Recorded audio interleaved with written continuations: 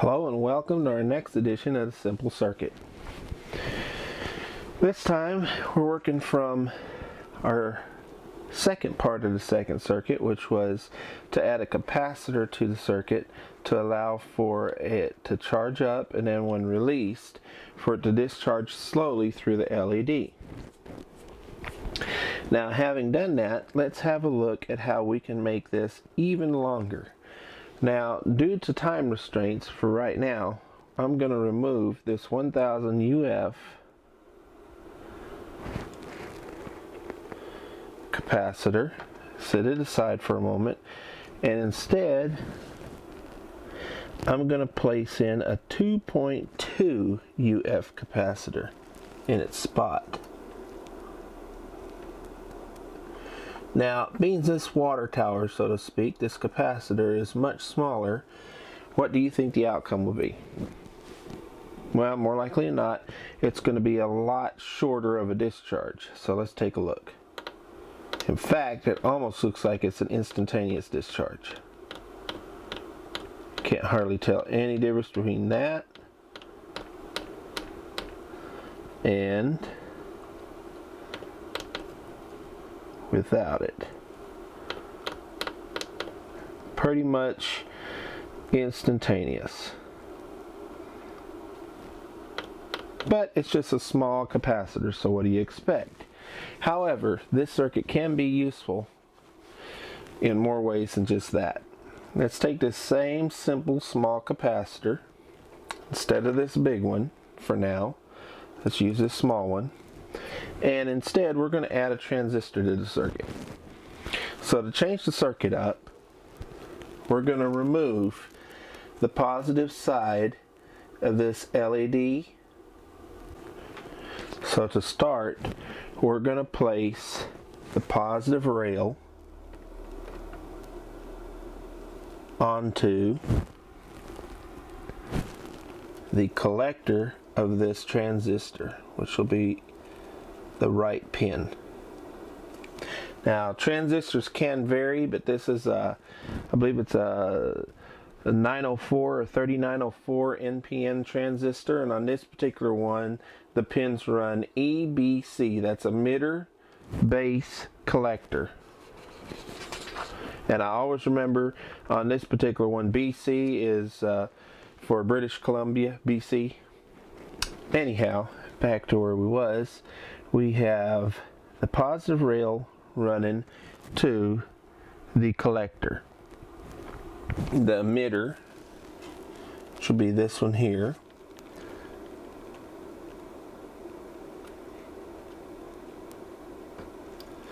the left pin, will run to the resistor and then to the diode.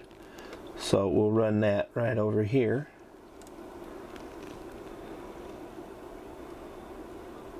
So we have positive to right here, the diode shutting the power off, and then it's discharging through this wire, through the resistor, and through the diode into the negative rail. Now what about B? Well, we're going to add B to our next resistor, which will be right here. And you notice I have them set just about the same. They don't have to be exact, but just for this experiment I have them about the same. And from that one we're going to run to the switch. So it's going to come from the other side of the resistor over to where the switch is. Correction, over to the B base of the transistor. So let's follow the circuit again. We're getting a little bit ahead of ourselves. We have a positive rail wire right here running to the transistor, being shut off right now, running to the resistor, into the diode, and to the negative rail. Then on the base of the transistor, we got it coming from the switch right here, going through a variable resistor again, and then to the base of the transistor. Now on that switched rail we have this small capacitor in its place. So now let's take a look at what happens this time when we press the switch. Now when we press the switch, the LED should light up. And we see it lights up, and again it discharges very slowly. In fact, it charges just about the same speed as this big 1000 UF cap did before. I hit it again.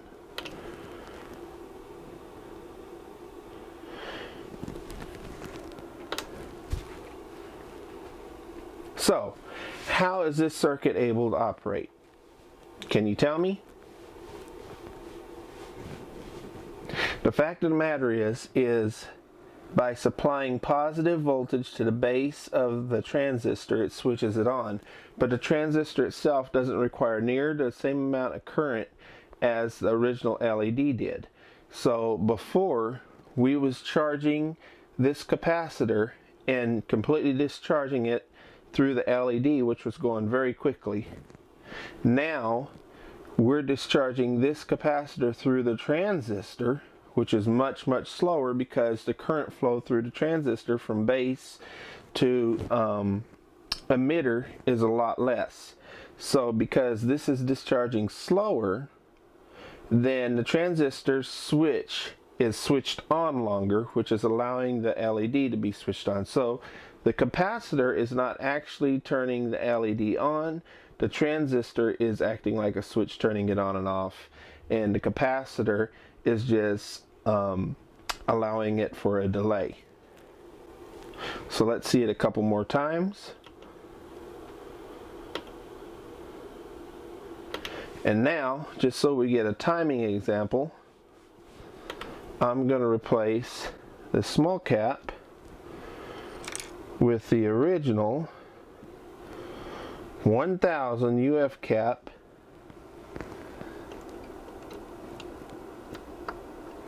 and after charging it for a few seconds, we'll see how long it takes. We'll time it for the 1000 UF cap to discharge enough that the LED goes out, and we're timing it now.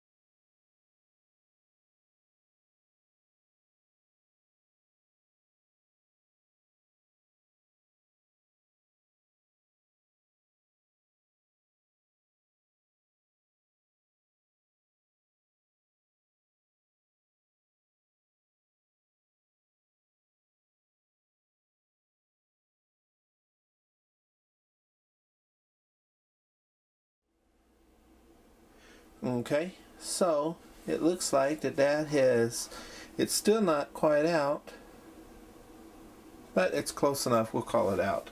And just for safety's sake, let's take a look one more time and see the switch does work. So if I remove the capacitor, and it goes out. I replace it with the small capacitor right here.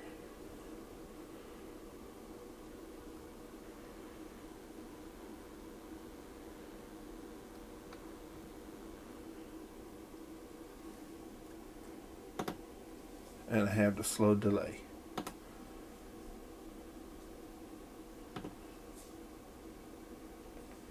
Now you can change that slightly by adjusting the resistor also.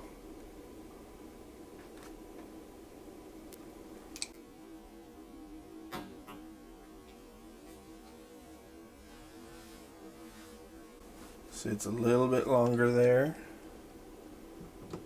Increased resistance a little bit more.